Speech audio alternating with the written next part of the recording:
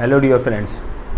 Friends, in this video I am going to share with you my interview experience of Atomic Energy Educational Society which was held in Mumbai on 17th of April.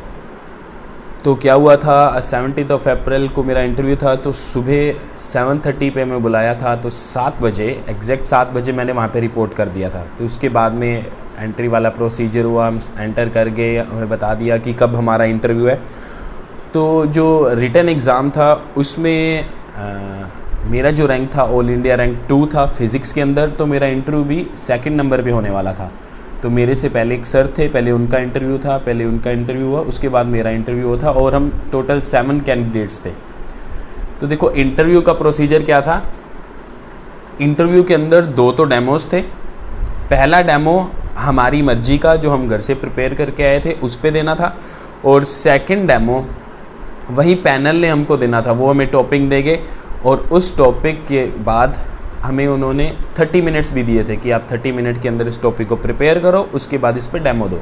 वैसे कहने को 30 minutes होते, लेकिन आप 25 minutes ही मानो, क्योंकि 5 minute इधर उधर जाने में, और जब हमारी टर्न आने वाली होती है तो वहाँ जिस भी टीचर की ड्यूटी होती है वो हमें पहले बोल देता है कि आप इंटरव्यू वाले रूम के बाहर चले जाओ। तो 25 मिनट्स ही आप मान के चलो कि 25 मिनट्स आपको जो उनकी मर्ज़ी का डेमो होगा वो तैयार करने के लिए दिया जाएगा। तो ऐसे ही मैं फ़िज़िक्स के अंदर वर्टिकल सर्कुलर मोशन घर से तैयार करके गया था और उसके ऊपर टीचिंग एड भी बनाई हुई थी।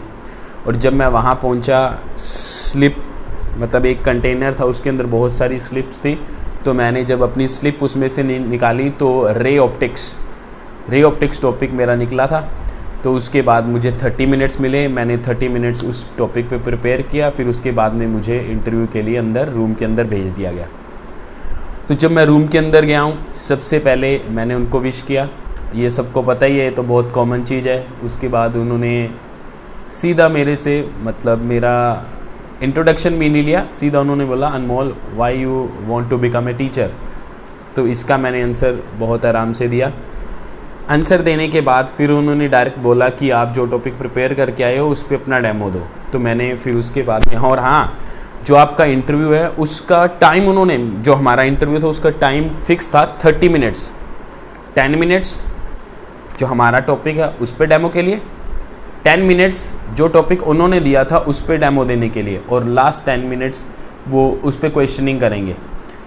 ठीक है।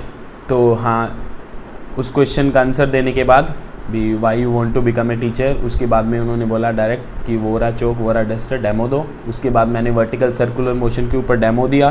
टीचिंग एड बना के लेके गया था तो उसको प्रैक्टिकली डेमोन्स्ट्रेट करके भी दिखाया। ठीक है। तो मेरा डेमो वो तो अच्छा होना ही था क्योंकि घर से प्रिपेयर करके जो आया था। उसके बाद दूसरी डेमो थी रे ऑप्टिक्स पे।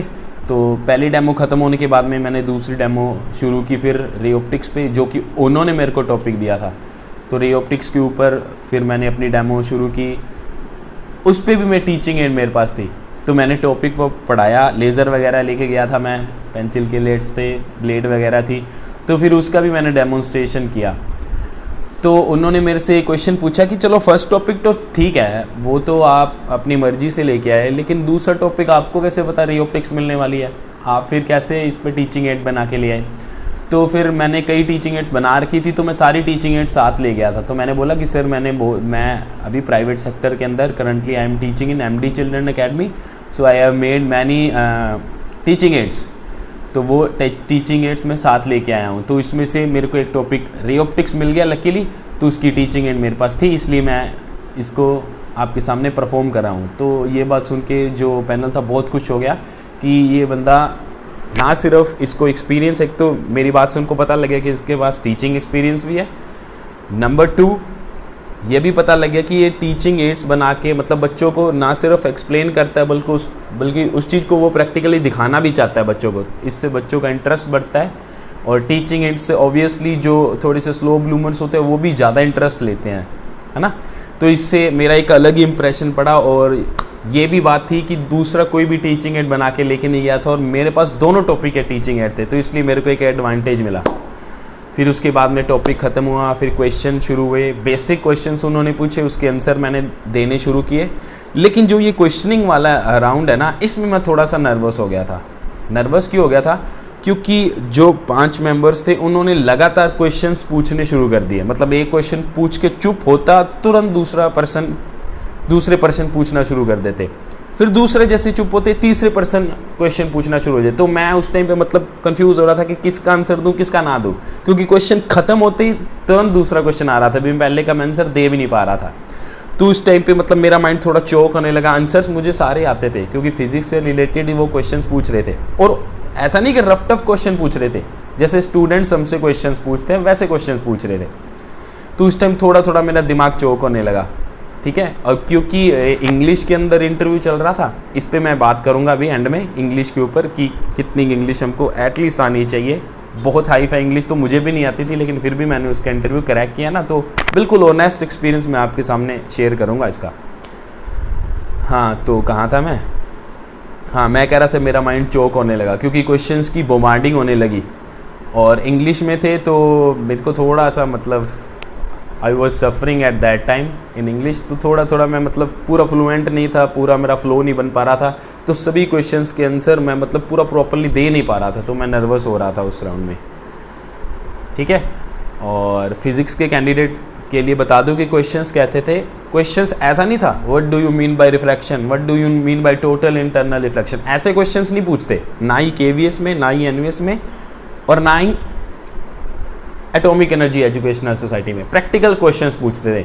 Does light bend, light bend हो सकती है? हाँ, yes, light can bend, refraction of light, ठीक है। इस टाइप में मतलब वो प्रैक्टिकल सिचुएशन देंगे और हमारे माइंड को क्लिक करना पड़ेगा कि ये उस टॉपिक से रिलेट करता है, और जो पर्सन पढ़ा रहा है वो तो आराम से क्लिक कर जाएगा, कोई प्रॉब्लम नहीं है। तो पढ़ाने वाले को इसमें बेनिफिट मिलेगा ही मिलेगा, और जो नहीं पढ़ा रहा लेकिन उसको फिज़िक्स की अच्छी नॉलेज है, वो फिज़िक्स को फील कर सकता है, तो कोई प्रॉब्लम वाली बात हो ही नहीं सकती। वो आराम से फिज़िक्स के क्वेश्चन तो आराम से पिक कर ही लेगा, ठीक है। तो हाँ, इंग्लिश का क्या था, पहला डेमो घर से मैं प्रिपेयर करके आया था, पूरा इंग्लिश में दिया। दूसरा डेमो मुझे नहीं पता था कौन सा टॉपिक मिलने वाला है, लेकिन मैंने अपना बेस्ट ट्राई किया, इंग्लिश में ही वो दिया। लेकिन इतने में क्या हुआ कि जो प्रिंसिपल बिल्कुल सेंटर में बैठे हुए थे उनको पता लग गया था कि Anmol Dhawan is not perfect in English.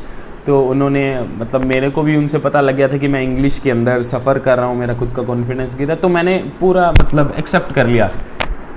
मतलब दूसरा डेमो ख़त्म होने के तुरंत बाद जब उन्होंने मेरे से पूछना शुरू किया, क्वेश्चंस पूछना शुरू किए, और वो टीचिंग एड वाली बात जो मैंने आपको बताई वो वाली बात पूछी, मैंने बताया मैं MD चिल्ड्रन एकेडमी में पढ़ाता हूँ। फिर उस टाइम मैंने पूरे ऑनेस्ट होके बता दिया कि सर फिज़िक्स में कोई प्रॉब्लम नहीं है, 5 ईयर्स के एक्सपीरियंस है, और रिज़ल्ट भी मैं दे चुका हूँ पिछले 5 ईयर्स में, बट प्रॉब्लम इंग्लिश की है।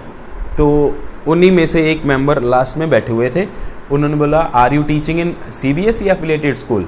तो मैंने बोला yes sir, I am teaching in CBSE affiliated school.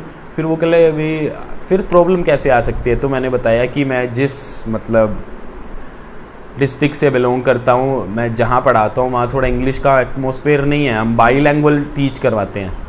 But फिर उनको मैंने बताया कि I am learning how to speak English from last month, so I will become fluent, I will ensure you. तो ये बात मैंने बोली और पूरा ऑनेस्टली से एक्सेप्ट भी कर लिया कि इंग्लिश के अंदर मेरे को अभी थोड़ी प्रॉब्लम है। तो फिर वो जो प्रिंसिपल सर थे उन्होंने मेरा क्या हौसला बढ़ाया, वो कहते कोई प्रॉब्लम नहीं है, इंग्लिश में थोड़ी दिक्कत है, कोई प्रॉब्लम नहीं है, आप हिंदी में बोलो, इंग्लिश नहीं आ रही ना, हिंदी में बोलो, कोई दिक्कत नहीं है, बाईलैंग्वेज ही आप अपना क्वेश्चंस के आंसर दो, मतलब हम इंग्लिश में पूछेंगे तो आप बाईलैंग्वेज ही आंसर दो, बट इफेक्टिव आंसर्स दो। तो इससे मेरे को थोड़ा मतलब करेज मिला, इससे हौसला आ गया मेरे को, ठीक है। क्योंकि जितनी इंग्लिश में बोल रहा था, इससे उनको ये विश्वास भी हो गया था कि ये पर्सन इन फ्यूचर इंग्लिश तो सीख ही लेगा। अभी इसको इंग्लिश नहीं आती है, लेकिन जितनी भी मैं इंग्लिश में बात कर पा रहा था, उससे उनको कॉन्फिडेंस आ गया था इस बंदे को जब एटमॉस्फेयर मिलेगा तो ये बंदा फ्लुएंट बन जाएगा, he will become fluent when ever he will get atmosphere. तो ठीक है, तो ये मेरा इंटरव्यू का एक्सपीरियंस था। पहला डेमो, दूसरा उनकी मर्जी का डेमो, तीसरे में क्वेश्चनिंग की इकट्ठी बॉम्बार्डिंग हुई। तो उसमें मैं हल्का सा क्या हुआ था, नर्वस हो गया था। तीसरे राउंड के अंदर मतलब मैं क्वेश्चनिंग वाले राउंड में शायद थोड़ा सा मैं अपना 100% नहीं दे पाया था, लेकिन फिर भी मैं क्रैक कर पाया। क्यों कर पाया? क्योंकि जो कैंडिडेट्स हमारे एटॉमिक एनर्जी एजुकेशनल सोसाइटी के अंदर थे, वही सेम कैंडिडेट मुझे बाद में केंद्रीय विद्यालय के जो इंटरव्यू के टाइम भी मिले थे। तो उनसे मैंने पूछा कि थर्ड राउंड में मेरे साथ ऐसा हुआ, तो उनका भी बिल्कुल सेम था। उन्होंने भी यही बोला कि थर्ड राउंड में क्वेश्चन की बॉम्बार्डिंग होगी, हमें भी थर्ड राउंड का जो क्वेश्चनिंग वाला राउंड है उसके अंदर डर लग रहा है। तो उस टाइम पे मेरे को फिर काफ़ी अंदर से ये विश्वास हो गया था कि इन्होंने टीचिंग एड नहीं बनाई है, मैंने टीचिंग एड बना के एक्सप्लेन करके प्रैक्टिकली दिखा के डेमो दिए हैं, तो मेरे को शायद इसका एडवांटेज मिलेगा। और वही हुआ। फिर उन्होंने उन सब में से जो शॉर्ट लिस्ट किया, सबसे पहले मेरा ऑल इंडिया रैंक 2 था, फिर भी मेरे को नंबर 1 पे शॉर्ट लिस्ट किया था। और उसके बाद एक गौरव सिंगल सर थे, उनका रिटर्न में पता नहीं 3rd पता नहीं 4th रैंक था, उनको वेट लिस्ट में रखा था।